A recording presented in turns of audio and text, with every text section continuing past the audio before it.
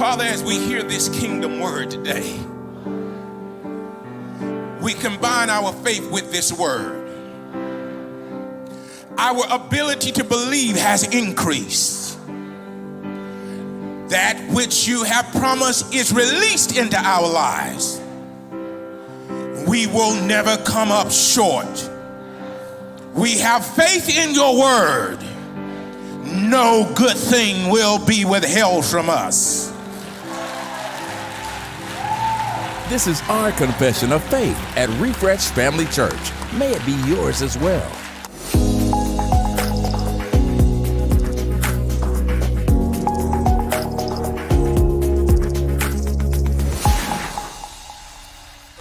Last Sunday, I laid my hands on a young man who's going for the pre-draft for the NBA. A few weeks from now, I'll be laying hands on a young man who has just been drafted in Tampa Bay Buccaneers.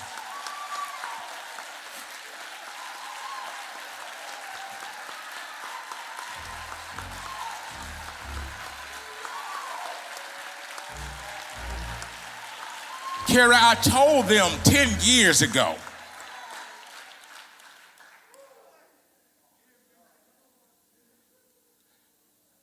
when God gets ready to do a thing,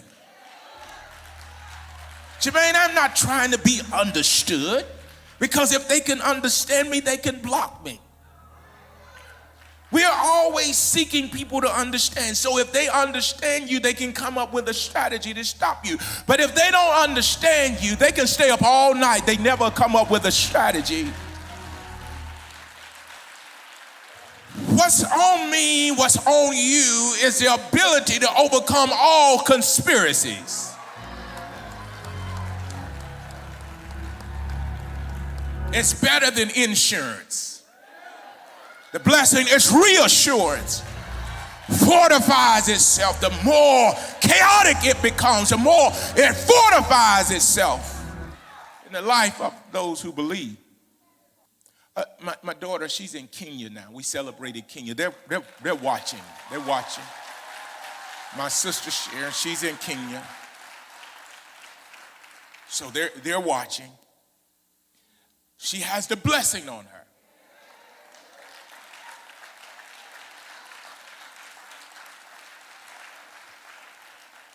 But there's something about them that's different than us. And let me tell you what that is. The mentality is different because they never went through the 50s and the 60s. They never went through slavery on a boat. They never had those type of experiences. They never were abused and whipped like that. So those things didn't travel generationally, because it's not in the genes. They didn't experience that. I didn't put an eye on that until Sasha started to interact more and find out more about why we operate a certain way. Many of them weren't raised by people who were slaves. So they don't have a slavery mentality. So when you speak boldly to them, it is not something that is considered abuse. It is considered empowerment. So they see, when you come out like you do, you're empowering me. Well, if you were raised by slaves, you're abusing me. Which means you won't ever get your land, and you're always going to be working on somebody's plantation. So the mentality is different. So if you start talking to them about the Mayflower, they don't know nothing about that.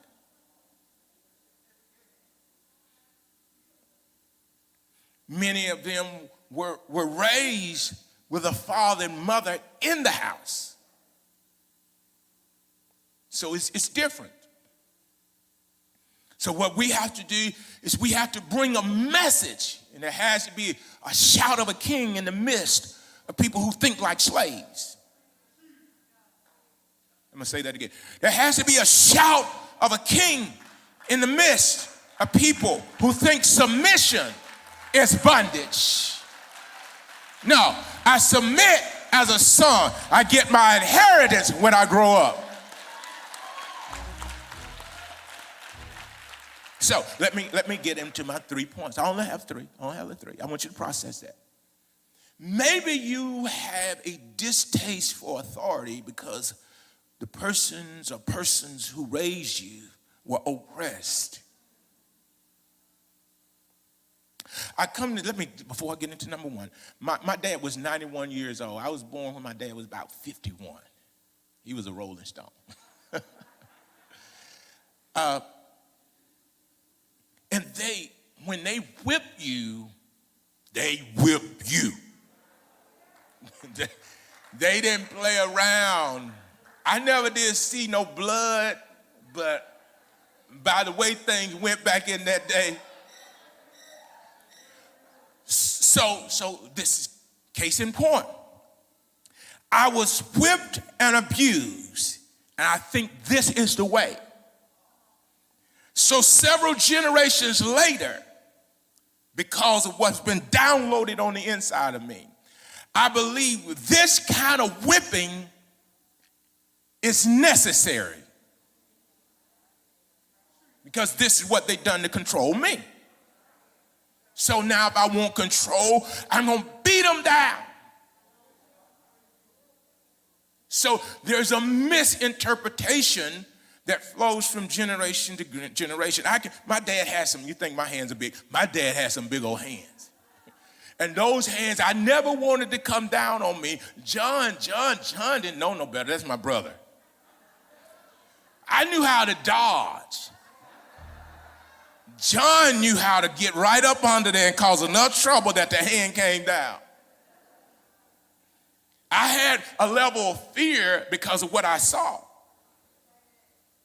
Not that I was in bondage, but I had enough reverential fear that I never wanted to make him angry with me. John didn't care. John, if you listening, this is going to be all right. You know I'm telling the truth. But that's where he came from. He tells a story of how his aunt one day when he told her he wasn't going to do something, she slapped him. And all my dad's aunts, they lived a long time. They were tall women. They were some big old, they were Amazons. Most of my dad's aunts were tall as me. And they had big hands too.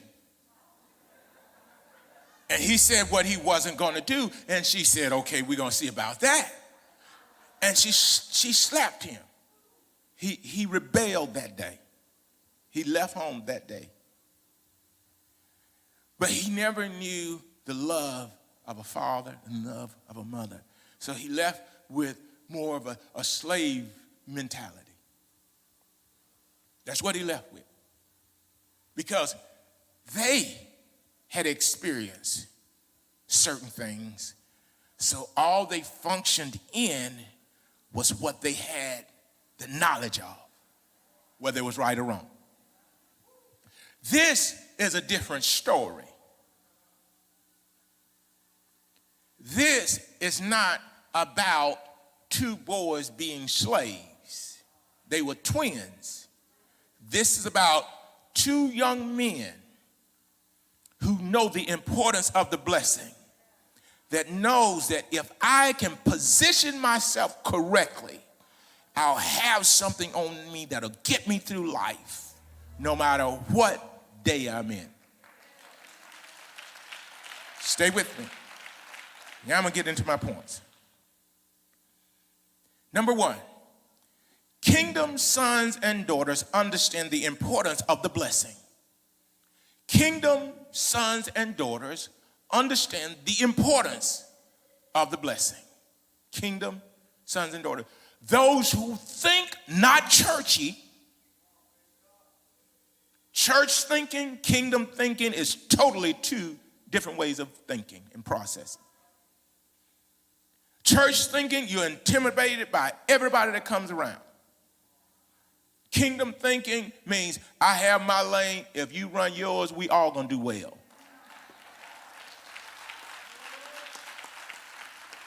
Kingdom thinking says, You're good at what you do. I'll help you do what you do. If I need help, you'll help me do what I do, but we all gonna do well. Church thinking, oh, the brother done got a little bit higher than me. It means that you stop running your lane. If I get ahead of you, that means that you got so caught up in what I was doing that you didn't keep up with what you're supposed to be doing.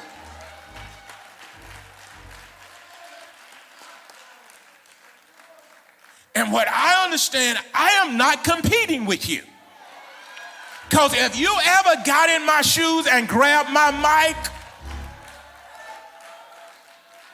you wouldn't wonder why I do what I do. And you wouldn't quote scriptures, you'd quote something else.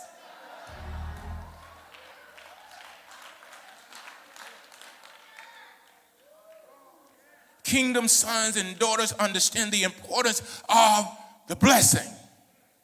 You can't church hop and be blessed.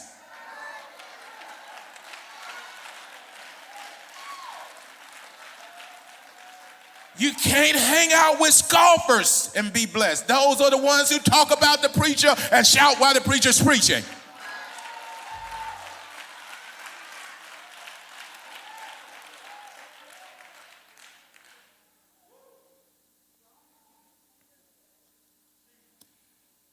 Sons and daughters always believe the best, even when their leaders act their worst. It's gonna be okay. Mom and daddy gonna get this thing together at some point. It's gonna be okay. And we're gonna be better after this than we were before. It's gonna be okay.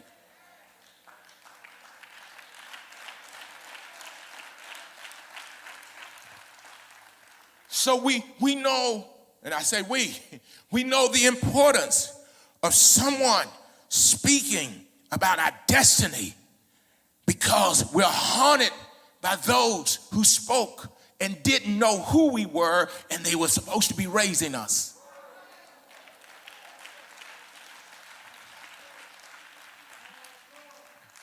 Don't call me lazy when you don't give me clear direction.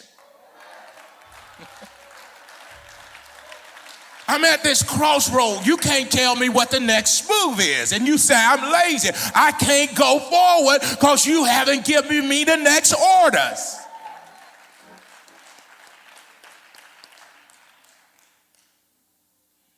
I'm not picking at anyone, But a husband says that says, submit to me, but you're not going anywhere. Submit to what? Well, you know, Apostle said for you to be submissive. Well, you got to take me somewhere. I'm taking Lady Davis for the ride of her life.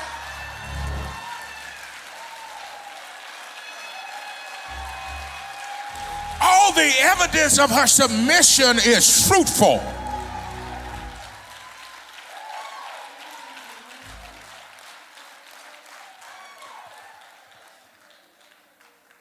You don't have to ask if I'm blessed. Look at her.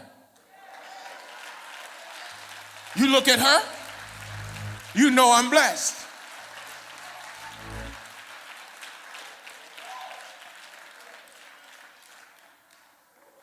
But I think he's just too hard. I think he need to change his approach. I think you need to get a revelation. They always say a mama ain't happy, ain't nobody happy. Our daughter, baby girl, is in Kenya right now.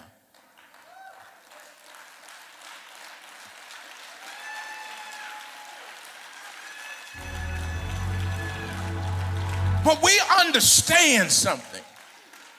The blessing that's on us opens up continents for our seed.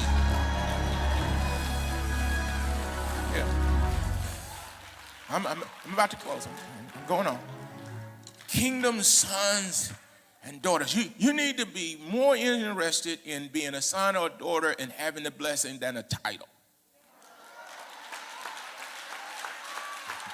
I am so tired of church titles and no blessing.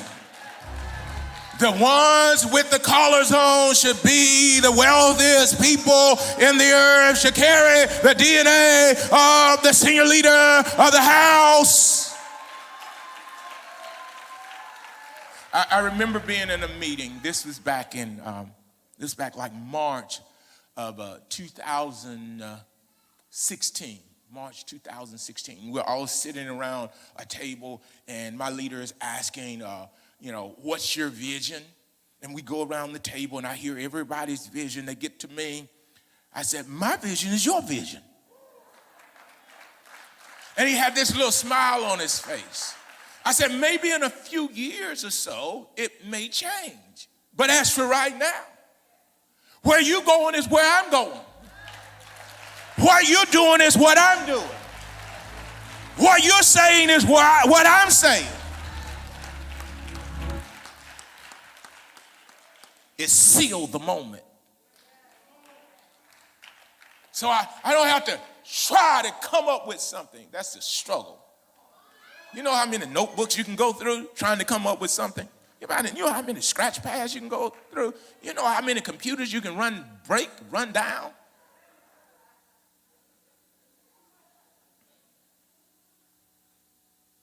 So I find what a blessing. This is the thing with me. Even when my leader was in turmoil, I could still see the blessing. Even when they were walking away, I could still see the blessing. Like there's something still on you that I'm going to get.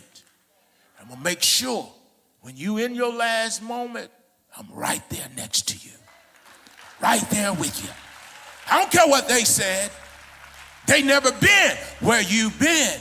I want to go beyond where you've been, so I want what's on you. I know the importance of having what's on you. I'm already at a disadvantage. I was colorblind, and I thought she was light-skinned, but she wasn't. Could have got away with it in today's time, because we wear wigs that make you can't tell the difference sometimes if they're pigmentation is light, so I couldn't get away with it back then. So I said I'm at a disadvantage, but one thing I know, I have something on me that when I walk into a room, it doesn't matter. It's still gonna work for me in that room. Number two. The blessing should be sought after with diligence. Blessing should be sought after. Not a position, not a raise, not money, not a title, not opportunity. The blessing. From experience, seeking after the blessing, which is the kingdom. Seeking after the blessing, I got the money. Seeking after the blessing, I have the opportunity. Seeking after the blessing, I have the peace. That's the path of all understanding. My church doesn't know me to be a beggar because the blessing says that I now attract whatever I need. But I got to know who I am.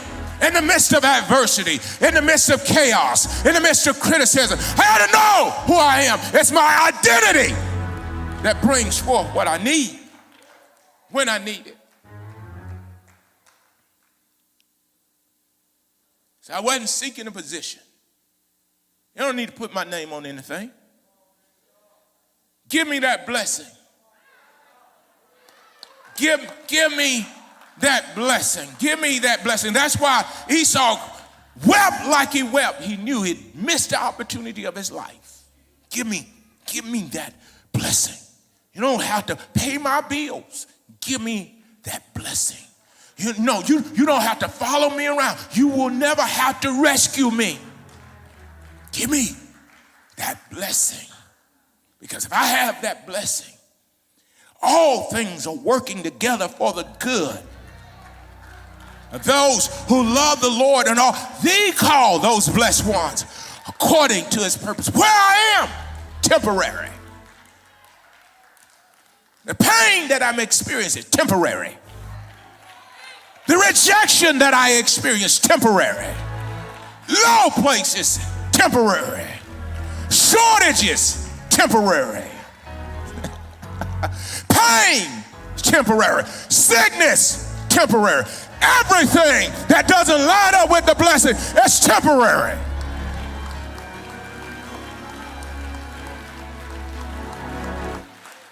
My good days outweigh my bad days. So I don't complain. I'm blessed.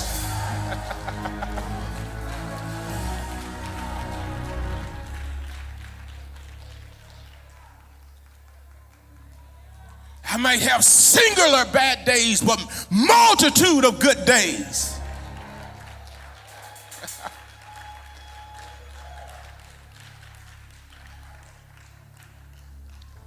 So I sought after the blessing. Lord, I don't even feel worthy. I don't feel credible. I don't feel like I fit. I don't feel like I should be. But I want that blessing. I see in my Bible what it does. I want that blessing. I'm not educated enough. I'm not articulate enough. But I want that blessing.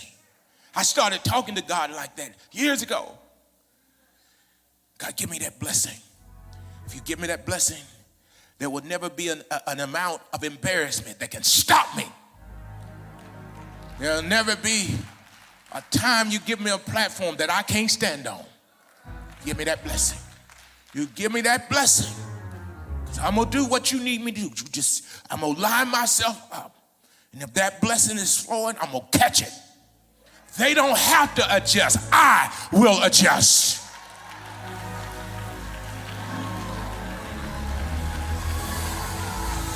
I'm going to get that blessing wherever it comes. I don't care. It don't matter. Call me whatever you want to call me. I am going to get that blessing.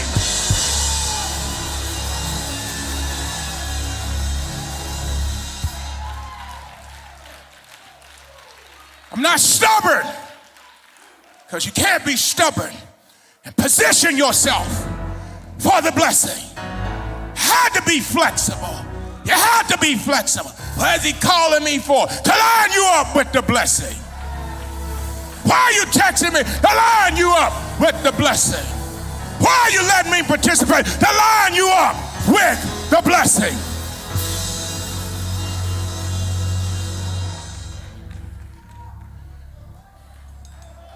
My leader,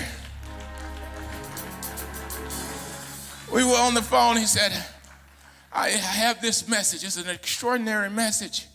He said, but there's something missing. And he started telling me what his message was about. And I said, I have a book that will fit what you're going to be preaching about. This is Saturday afternoon. I'm cruising around with my girlfriend, my wife. It's almost time for me to shut down for consecration. But as I'm talking to him, he needs more information. I said, hold tight. I'm coming to your state to bring you a book. I was positioning myself. Yeah. See, the luxury of ebooks wasn't as plentiful. So now he has a need, and I got to position myself. I don't know where you are, but I will find you because I have what you need. Got in my car with my girlfriend, got on I-20, started driving, because you're going to have everything you need. Even if I'm depleted in my own pulpit, you're going to have everything you need in your pulpit. You're going to be ready tomorrow, even if I'm tired, even if I'm fatigued. You're going to have what you need, because what I want is on you. I need you to say something to me that my absentee father never said to me. I need you to unlock something in me that my absentee father didn't even know was in me. Tracy, I know people talked about me. I know they talked about me. on social media. They even hid some stuff with me that people were saying. But that's fine, because it's too late. Because those who talk about you never get a chance to finance you.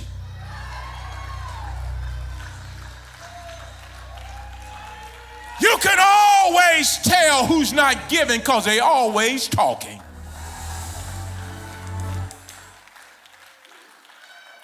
Number three.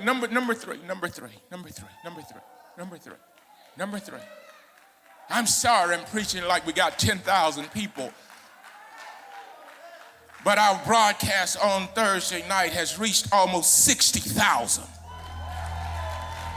I'm pretty sure by the time it ends, it will be over 70,000 people that Thursday's broadcast has reached.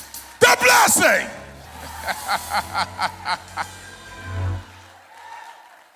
Thank God, you don't have to stay up all night, Lord, and watching everything. It takes care of itself. When the blessing is on you, it takes care of itself. It provides for itself. It sustains itself. It overrides the plan of the enemy itself. The Lord said, don't go left, go right. I don't know what they had planned for you in the left, but you went right, so you're gonna miss it. I don't know how many traps I missed by being sensitive to what the blessing does.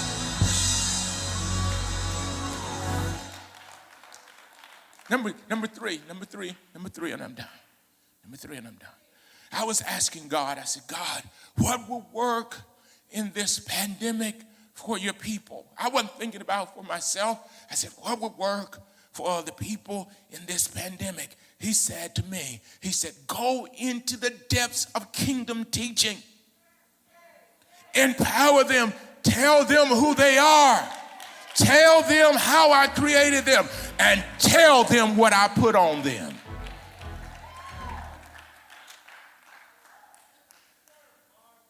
COVID understands the blessing. I said, COVID understands the blessing. Because I wasn't looking for a microphone. I really don't even get upset when they don't let me speak. Because I didn't come to speak. I came to wear. See, Thursday, Friday, Saturday, I was positioning myself. Not to preach, but to wear. What be on them, be on me. Don't let me get close enough to position myself and think I'm not going to get it. If you want to know something, I believe I mastered it. Well, they welcome me into the room. Don't tell me I can't smell like the fragrance in the room and I'm in the room. You ever smelled like where you been? I believe the blessing, you're about to be stained with it and the aroma of it. Now, one thing is going to move you forward. Next thing is going to make your haters matter. Sometimes being transformed by renewing our minds requires extra help. I want to take a moment to make you aware of an enemy that we faced for many, many years, but not understanding how that enemy works. It's called mental health. It's called a problem and pressure that's on our minds that we don't know how to facilitate very well. So we want to make you aware so that you can get the proper help that you need. I'm Brandon Marshall, and in the NFL, I have to be strong, I have to play my best, and I have to win. But winning isn't something you can do without a team. 1 in 5 people struggle with the mental illness. I'm 1 in 5. But 80% of people never get the help they need. Hi, I'm Mishi Marshall.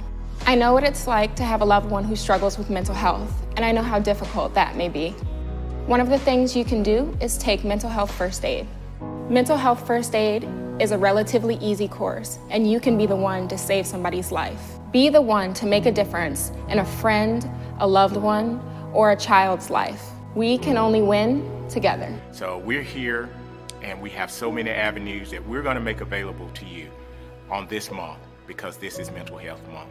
You have the help that you need. just reach out and we'll reach back. God bless you. Refresh Family Church. As we worship together, remember our 5 goals: serving the needs of families, reaching the lost, equipping the saints, reaching the nations, and transferring to generations. Refresh Family Church is more than a church. To find out more, visit our website at refreshfamily.church. We'll see you next week.